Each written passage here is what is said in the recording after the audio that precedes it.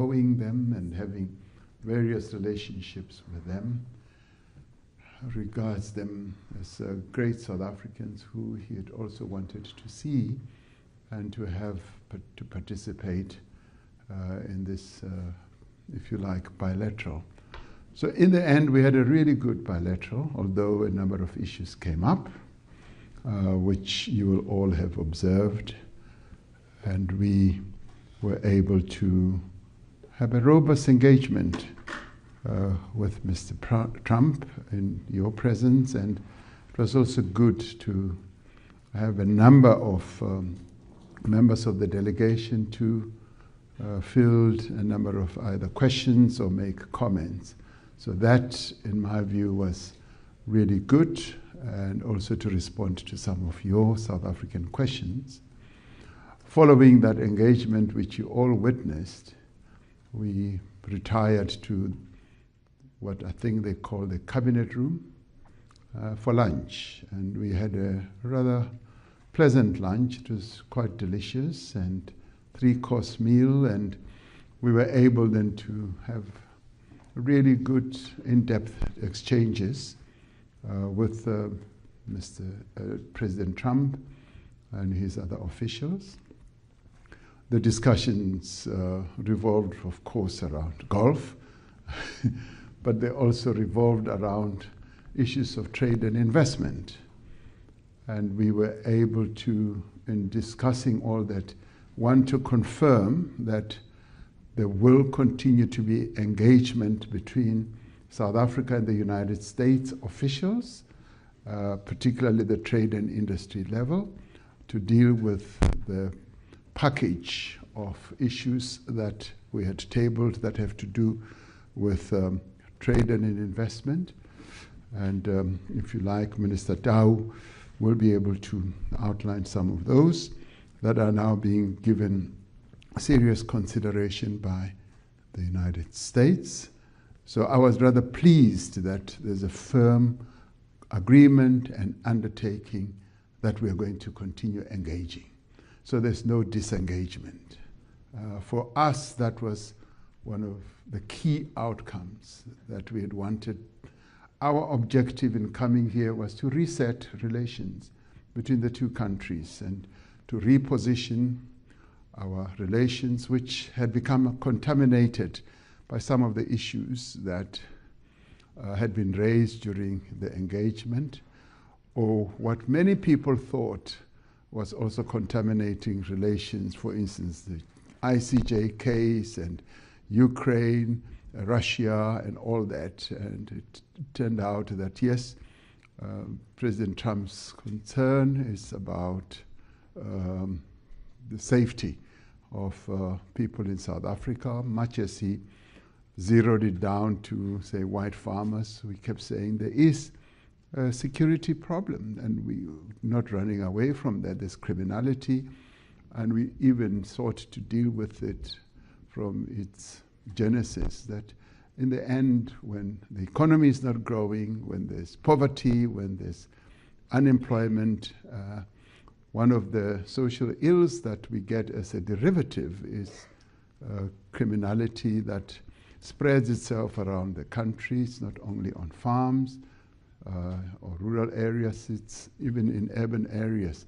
So he expressed his views about that, and I was rather pleased that quite a number of our compatriots were able to deal with that, including Minister Steenhuisen and President of COSATU as well. So in the discussions over lunch, we didn't dwell on that issue, it having been dealt with more thoroughly during the engagement in the Oval Office. However, they did ask, what help do you need? And we said, well, already in South Africa, we're utilizing some technology in one of the areas in our country, which we would like to see if we can be utilized. But the main thing we said in terms of assistance and help is investments. And we harped on that we require more investments. from the United States, and we require a more positive disposition from the United States, because once the United States government and the president emits a very positive disposition towards South Africa, it unlocks a lot of investment, and investors would then be willing to come and invest their money. We want foreign direct investment. We want to keep the jobs that we have that have been created by US companies, and we want more and more US companies to come and invest.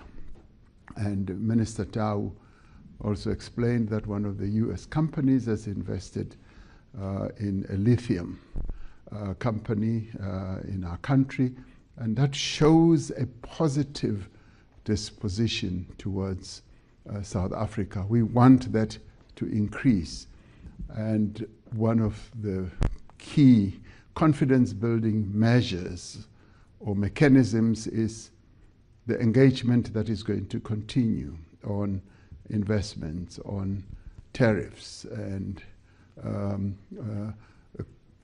investment climate creation in South Africa, and our access to the American market, and continued discussions over AGOA are now going to ensue much more determinedly going forward.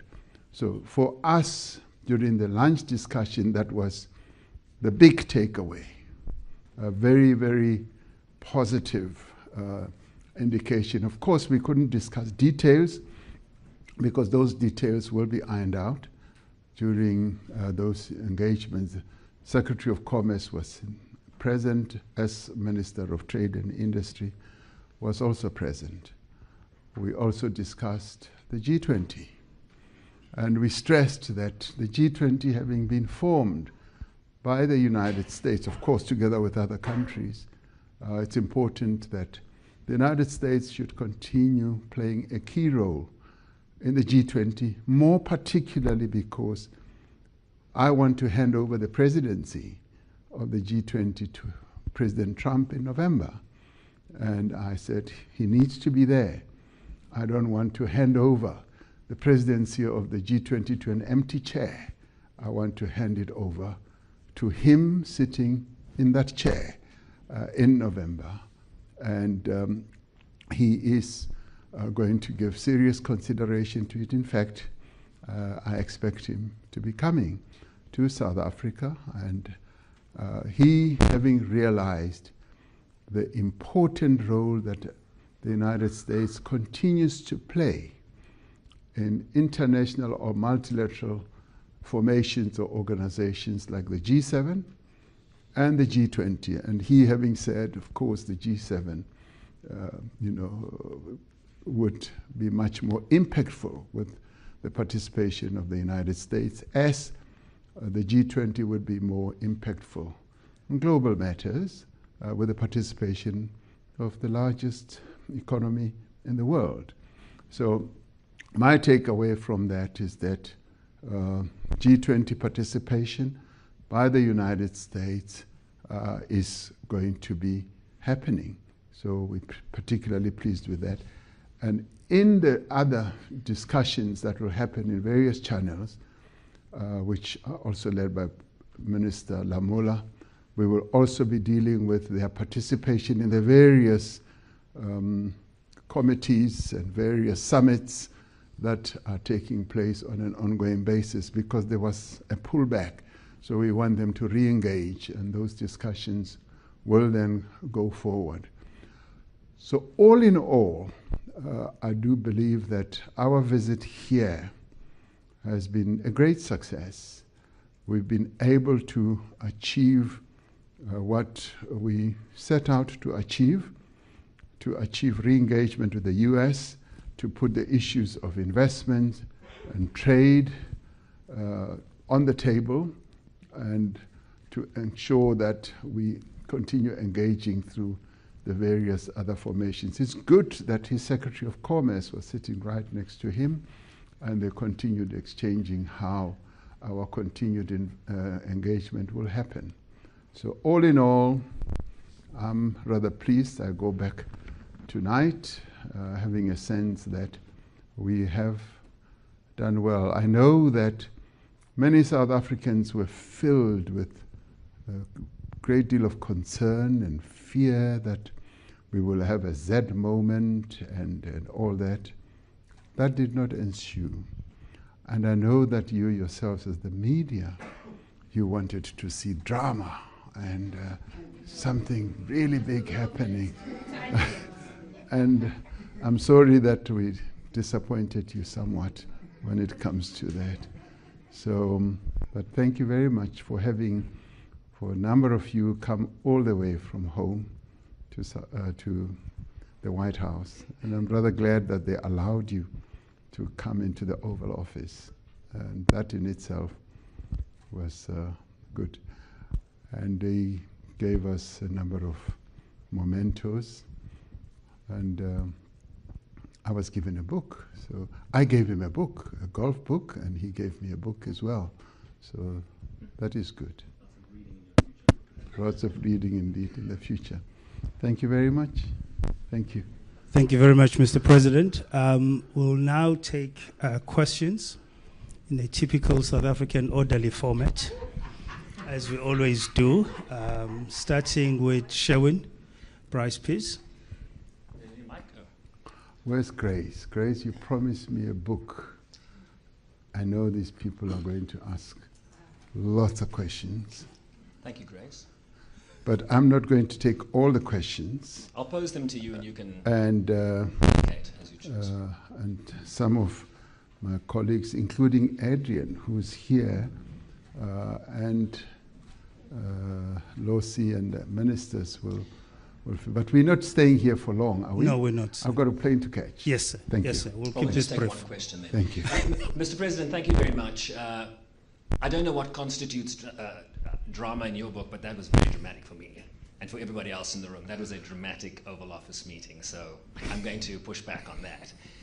In addition to that, can you clarify if there was any discussion around the African Growth and Opportunity Act? There's a lot of discussion about South Africa arriving here with a different option in their back pocket were that framework not to be renewed in September. And of course, it's critical to the trade relationship between South Africa. Did you get clarity? Did you ask about that? And did you discuss some of the geopolitical concerns? There seems to be a narrowing of the divisions that have framed the relationship on Gaza, that have framed the relationship on Ukraine. Was that part of the discussion? Are you going to work collaboratively moving forward in terms of arresting those two pressing issues? Thank you. Thank you, Sherwin. I'm going to take John.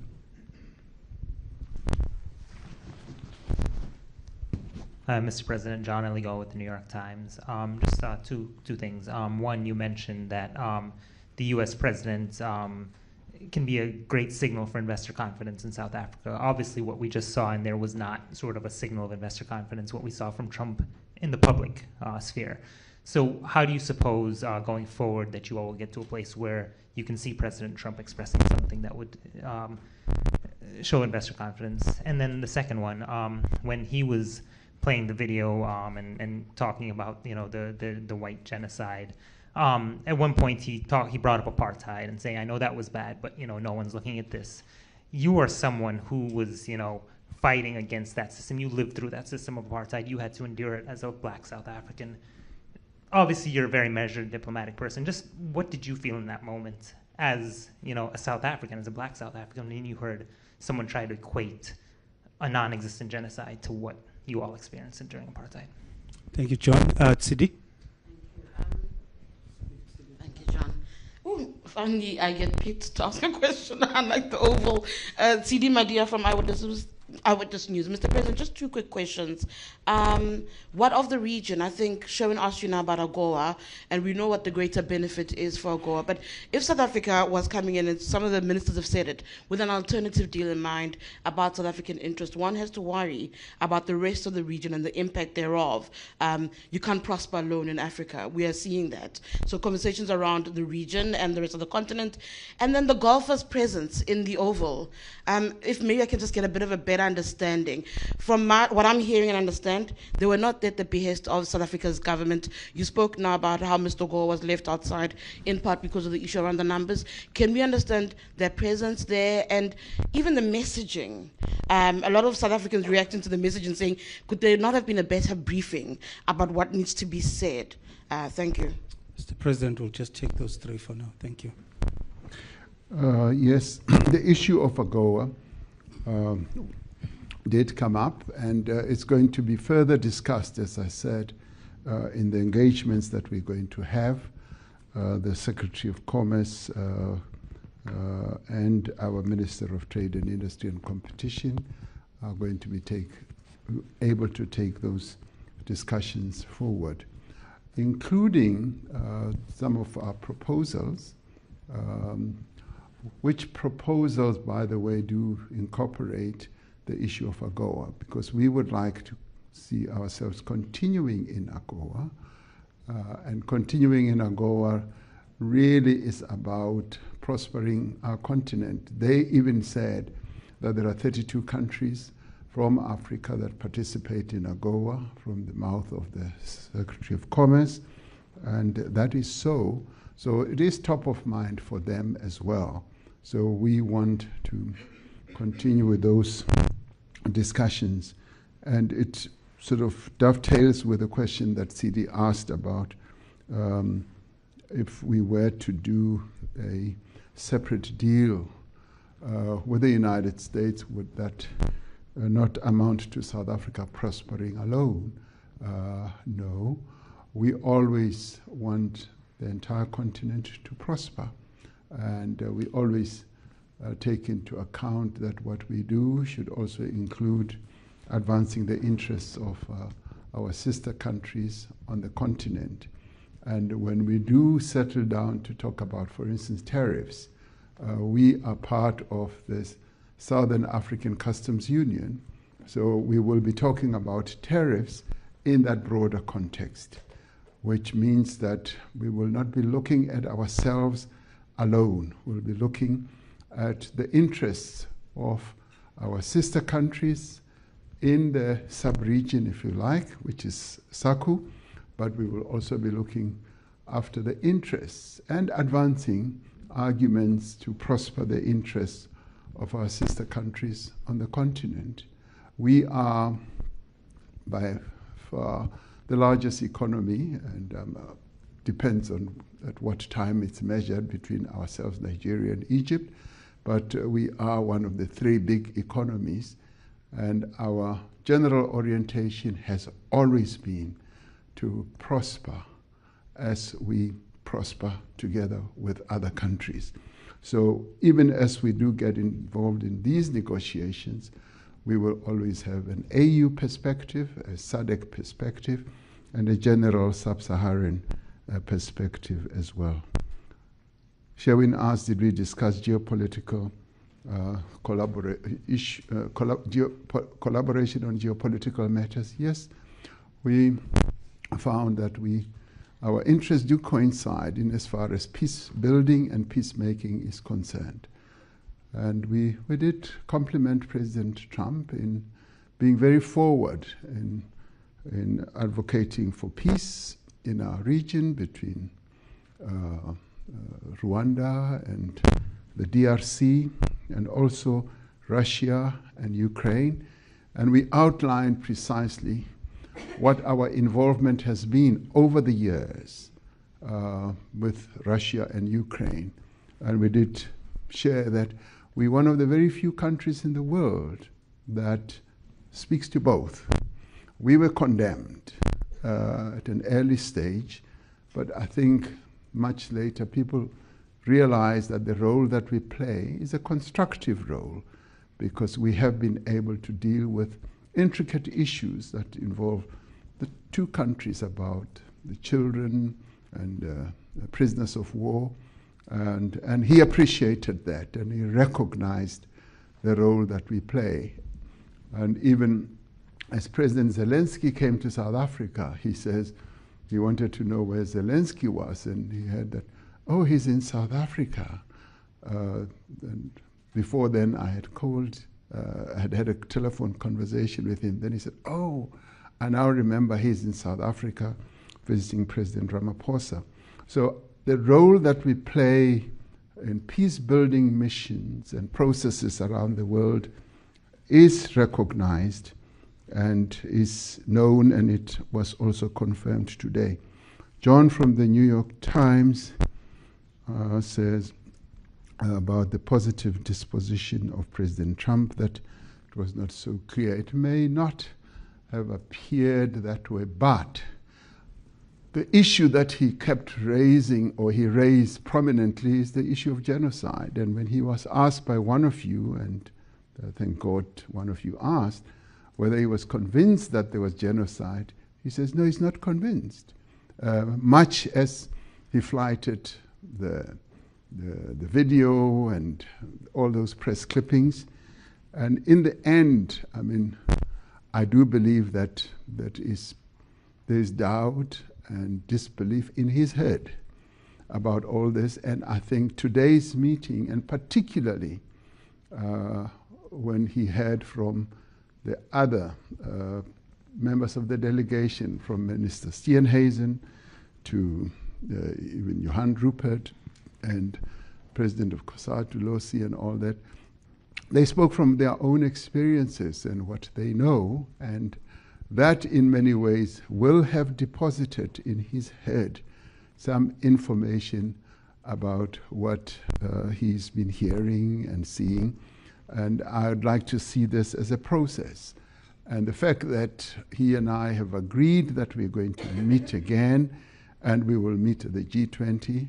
By meeting again, I'm not saying immediate, so that you don't say, when are you meeting, as you will be tempted to say. That we have said we will meet again, and of course, one of the moments that we will is going to be at the G20. So that is a process to ensure that the new information, or the real information, may I add, is really sort of registered in his head. The issue of whether what he terms as genocide can be equated to the struggle. And of course it cannot, because there is just no genocide in South Africa. And of course it is an issue of how one looks at it. As they say sometimes, the shape of the mountain depends on which point or which direction you are looking at it. And in this case, we cannot equate what is alleged to be genocide to what we went through in the struggle, because people were killed because of the oppression that was taking place in our country. So you cannot equate that. The presence, as Sidi asks, of golfers in the meeting. As I think I said, right at the beginning of my input, I said, when I spoke to him, we agreed that we should meet, and he said, bring along with you Gary Player, Annie Els, and Retief Goosen, because he loves them. He's a golfer, he's an avid golfer, and he speaks about golf quite a lot, and he respects the South African icons. And he even asked, what is it about South Africa that produces such great golfers? And I said, it's the water that we drink, and I guess much more. Minister Steenhuisen said, you know, the environment, the atmosphere, and the food. So he wanted to see them again, and to see them in a different setting, in suits and all that. Could there have been a better briefing? We didn't have the opportunity. Some of them just arrived today or just late last night. But it is what it is. And they spoke about their own experience. And it's an experience that we're not hiding. It is there. But what we did do is to present and represent our country, and we represented our country very well. Those golfers are patriotic South Africans. any else even produced his passport. And one needs to respect that they sort of play on the global stage, but they still regard themselves as South Africans, so they are patriotic. And when they speak, as they speak about their own experience, sometimes you cannot just say you will tell things that just people want to hear. Sometimes you speak about your own experience, and that's what they did. And the way it lands is the way it lands. But in the end, I do not believe that it dilutes or detracts from the import of our message today. We were able to present South Africa, even within the challenges and controversies that have been spread around our country, but we were able in a very unified way to present the South Africa that we have, with all its challenges, with all its problems. That's what we did. Thank you, Mr. President. We're going to take a question from Annika and then come to Chembe. Annika. Thank you, President. Annika Last from ENCA. Mr. President, Annika, I saw you outside. You asked me questions. You want to ask again? Do you know that it's never enough? Mr. President, I just wanted to say I don't know if you drink alcohol, but if you do, you deserve a stiff whiskey. Give that man a bells. Give that man a bells. Mr. President, is Starlink part of the workaround package that's going to be offered by South Africa? And did the issue of the ICJ case against Israel come up during the briefing or during the lunch? Thank you very much. Thank you. Chembile over here. Can we pass the mic to Chembile? Sawubona Mongameli, Sithembile Cele from Bloomberg News. Maybe linked to Annika's question. One of the delegation mentioned the presence of Elon Musk's technology in police stations across South Africa. Did he have a mandate from yourself to make that request? Do you support it? And did it come up behind closed doors? Anything related to Elon Musk, whether it's Tesla? You've previously said that you are keen on his investment in the country in any shape or form. And then in terms of the proposals that were on the table, you kept mentioning critical minerals. What does that deal look like? What shape or form does it take? And lastly, where is your special envoy, Mr. Mcebisi Jonas? Is he not here because there was an issue with the US administration, or are there other factors? Thank you. Okay, thank you. And last question to Pearl. Just behind you. No, I'll come to you. Welcome to Washington, Mr. President. I'm Pearl Matibe. I live in Washington, have been here for a quarter of a century, and I'm here for Daily Maverick. So on a more positive note, if I may, food is always, will add color. So if you could share a little bit, Mr. President, what did you enjoy on the menu?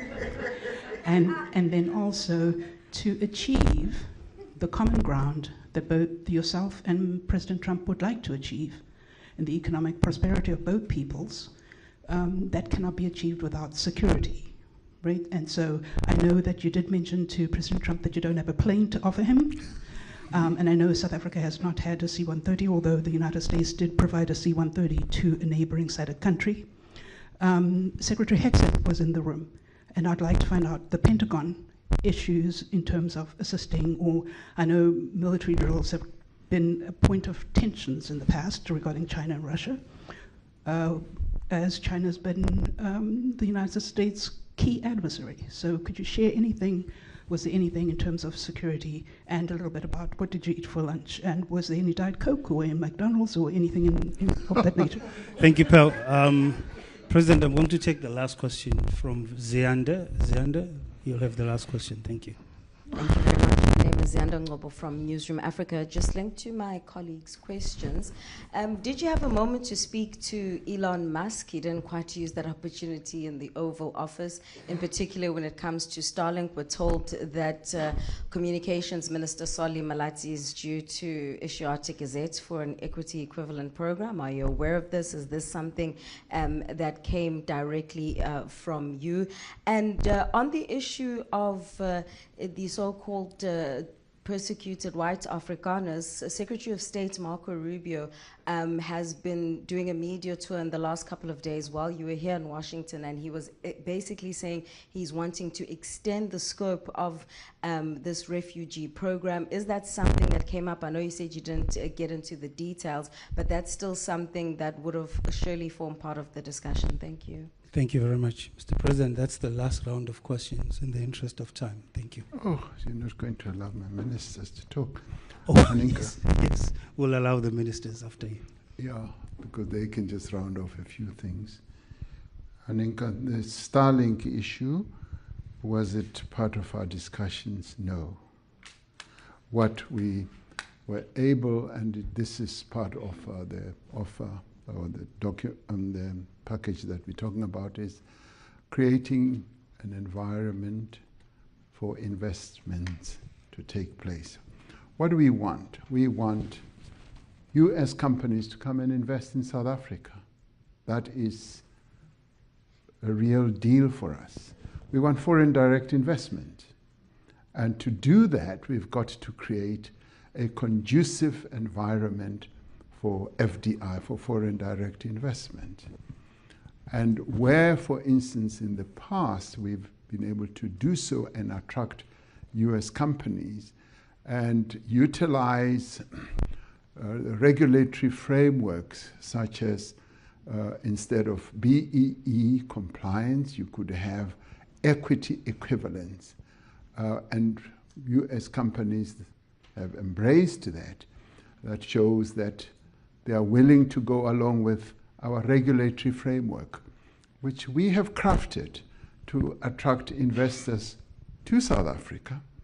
And many other countries utilize a variety of ways to do that. I know, for instance, I was reading that when Tesla wanted to build a gigafactory, car manufacturing factory in China, they were required to have Chinese partners. And they had a negotiation with the Chinese government, and in the end, they dispensed with that regulatory compliance and allowed Tesla to invest directly as a sole company in building a giga car manufacturing facility in China.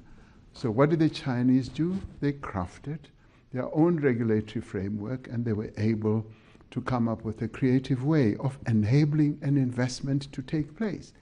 Because one, they wanted to bring in an investor, two, create jobs in China and all that. So similarly with us, there's nothing wrong with South Africa to have in the past crafted an equity equivalence provision that has allowed many companies, Amazon, Microsoft, Google, you name them, they have utilized that same type of dispensation. And in doing so, we want to see how best we can attract further investors in South Africa and be able to get a regulatory framework that can allow them to come and invest. And where, for instance, our regulations may be a bit inconsistent with our great intention, we look at them. And somebody asked a question about Minister of Communications. Yeah, that's you, yes. He's going to be able, and in analyzing the regulations of the Communications Act, to see how best we will be able to make them consistent with what we have done in other sectors. And that falls within the realm of creating that conducive environment for us to attract investors to come into South Africa without violating our own rules and regulations, our laws, but it's part of the regulatory reform that we can say we are looking at, because our key objective is to attract investors, to make sure that we are an investable country, where companies from outside South Africa can come and invest. Annika asked whether the ICJ issue came up during the lunch talk. No, it didn't come up. And we got an impression that President Trump's approach to the ICJ is that, let the process unfold, but at the same time to focus on peace building in the Middle East, precisely what we complimented him on. We said, we compliment you for the efforts that you're making to build peace, because we as South Africa also want to be part of that process. And we want to be part of that process even between Israel and Palestine, to be able to participate in a peace-building process, so that in the end there should be peace between Israel and its neighboring countries, particularly Palestine. So the ICJ issue did not arise during the lunch. Stembile asks about you wanted to ask about Tesla and the EVs. Elon Musk was part of the lunch, and we didn't really, focus on the discussions in relation to Tesla. The only issue he raised is that he'd like his Tesla cars to be in South Africa. He wants to import them, and of course, there are tariffs, and the tariff discussion becomes part of what we are going to discuss between the DTIC as well as the Commerce Department. So all that is going to be part of a big discussion that will take place. The issue of critical minerals is also going to be discussed. We did make it clear to the United States that we have up to 9 critical minerals that they need in this country. And some of them we are now already exporting to them, so they are going to be part of the discussions we want to have. But we want to cooperate with them. But what did arise was also an interesting point, which will be taken forward, of how we mine and process minerals in South Africa, and then they can then take the processing further when they come to the United States. So how you work that equation is some of what will be discussed. But the important thing here is that there is greater acceptance, I would say globally, in having processing of minerals closer to source. That is being accepted more and more. We call it beneficiation, and we started pushing this idea some 3, 4, 5 years ago, and it's gaining traction. Once when I was in Europe at the G7, it was spoken about, and the then German Chancellor accepted it. He said, yes, we must stop exporting rock, stone, and dust out of Africa. We must process there. And this did arise during our discussions as well. So that is pleasing, but we must know that this is a process that is going to take time. You asked about Mcebisi. Mcebisi is in London. He's not in Washington.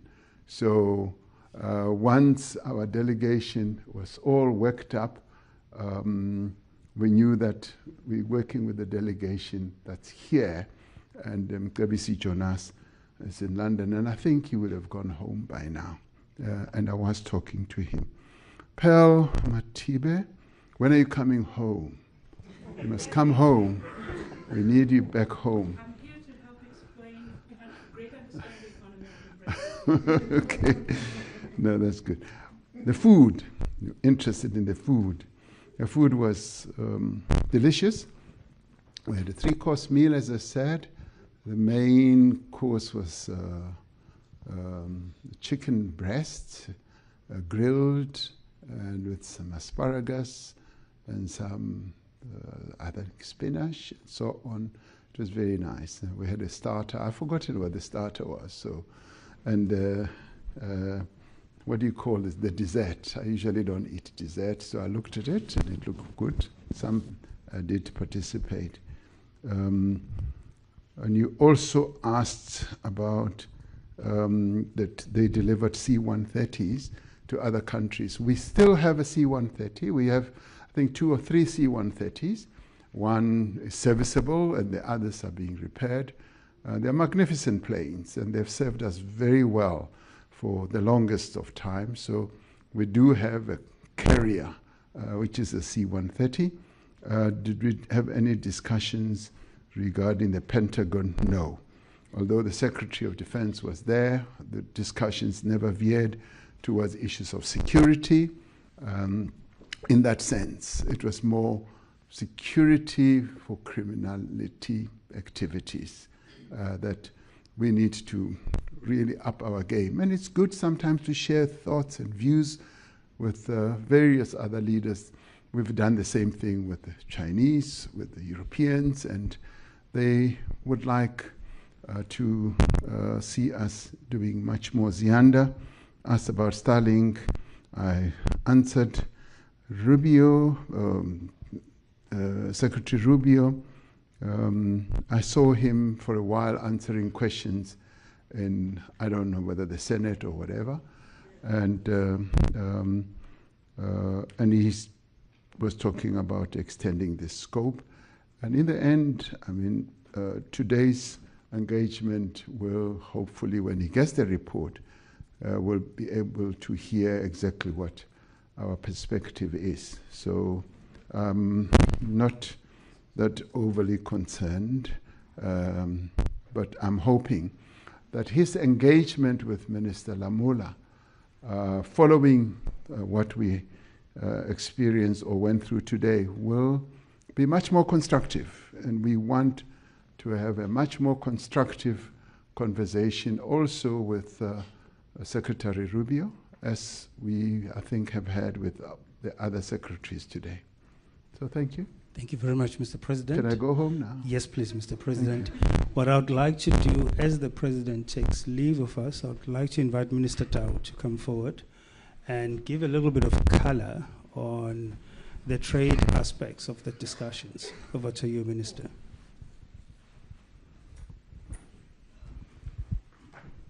Thank you very much, Vincent and Mr. President. Colleagues, ladies and gentlemen,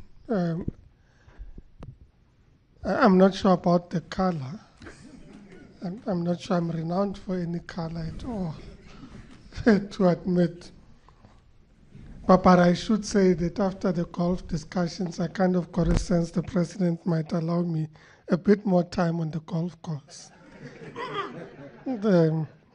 So that when we come back to the US, we're on par, pun intended. We have submitted a proposal to the United States with regards to a framework agreement focusing in particular on issues related to trade and investment. Minister Steenhuisen and I, together with our teams, met with the US trade representative on Monday. Their office gave us feedback with regards to what they think in relation to the proposal are gaps and the areas that they would want us to pursue. And I'll get back to some of the issues that we had raised. And subsequent to that, consulting with our colleagues back in the country, with other departments, SARS and so on, we're able to resubmit yesterday in the evening a revised document for consideration based on the discussions that we had with Ambassador Greer. In terms of the proposal itself, it is about an agreement on trade and investment, and it has a number of components. The first focuses in particular on trade and investments, areas in which we think there's opportunity to increase trade between ourselves. We indicated, given our impending shortage on gas or the gas cliff, appetite to procure LNG from the US, which was both in our discussions with the ambassador, but also in our discussions at the White House, positively received. And it's one of the areas that we'll be following up on. We also spoke about, in our trade and investment proposal, and I'm not going through the detail, but just components. So we dealt with trade and investment issues. We also dealt with issues in relation to AGOA, and the feedback we received in our engagements on Monday with regards to AGOA was that this is a matter that currently is in Congress. So it would be important for us to follow up in Congress with regards to the reauthorization of AGOA. I should say that having met with the trade ministers in Africa at the recent Africa Continental Free Trade Area Council of Ministers, we've agreed to develop a collective approach with regards to AGOA, and the US has also indicated that they would be convening a US-Africa forum at which we intend to present in detail our proposition on AGOA. But as South Africa, we have it in our document that the reauthorization of AGOA is important. The other chapter that we had, or section that we had rather, related to the Southern Africa Customs Union, SACU, because of course we are in a customs union together with our sister countries. And the context of discussing SACU is because we negotiate tariffs as a customs union. And this is one of the areas that the US required a bit more elaboration. So we agreed that we'd have the issues on tariffs and non-tariff barriers added, which are the issues that we added yesterday. We also added a section on digital trade. And these are areas where the proposal is, these matters are firmly on the agenda. Our respective teams will almost immediately start negotiations. And then we had a section that dealt with the G20. And in our session, extended appreciation to the USTR, the office that deals with trade in the US. We expected appreciation of their participation in the Trade and Investment Working Group. This is the second Trade and Investment Working Group that took place in the Western Cape some 2 weeks ago, at which they were present, and we indicated the importance of us placing trade as crucial in the discussions related to the G20. And the President has indicated that, in fact, we continue to extend an invitation to our counterparts for our respective ministerial meetings, and of course to the Heads of State Summit. With regards to tariffs, which is a matter that I said has now been put firmly on the table, it is important that we restate that in fact 77% of products that the US accesses in the South Africa or engages with the South African market is actually tariff-free into the South African market. So that's an important statement, because in fact when we talk tariffs, we are only relating to them in relation to the products that are not listed in the 77%. And we think that it is important to acknowledge the 77%. We also indicated the reality that, in fact, with regards to the main products that we sell into the US, these would include some of our minerals, which minerals even under the reciprocal tariffs have been excluded, because of course they are in need in the US, and in reality we think it's an important issue in our considerations. When it comes to investments, I think I've made reference to that. I just want to make a quick comment with regards to equity equivalence. Firstly, to make the point that almost 10 US companies invested in South Africa are participating in the equity equivalence program. And equity equivalence is a regime that was created for multinationals to be able to invest in a destination where they say, but we can't sell off portions of our company into your local company or environment. Therefore, we create a regime of equity equivalence, and we have some very exciting equity equivalent programs. So we have Ford participating in the automotive industry fund, which fund is a consolidated fund where the original equipment manufacturers in the automotive sector are participating in a manner that enables supply and enterprise development. So they are building the capability and capacity of their own suppliers in our region, which increases their ability to actually produce in the country. So it's actually a positive indication in terms of equity equivalence. Citibank recently announced, which is one of the more recent ones, a partnership on the investment in a special economic zone, which is the VAL Special Economic Zone, as part of an investor initiative that they are participating in. So we're having these schemes where investors find great opportunity to enhance their own investments in the countries through equity equivalent programs. And of course, we design this in line with the respective sectors or companies. I should say we are continuing to pursue Tesla with regards to investing in South Africa as part of the original equipment manufacturers, and we intend to pursue that discussion with them. I remember, Mr. President, when we met with Elon Musk in New York last year, you raised it specifically. And at the time, the response was somewhat muted. I suspect today it was a bit more indicative of appetite to engage with us. But like any other investor, we're going to continue to pursue investments into the South African economy and to pursue partnerships. The last comment is with regards to critical minerals.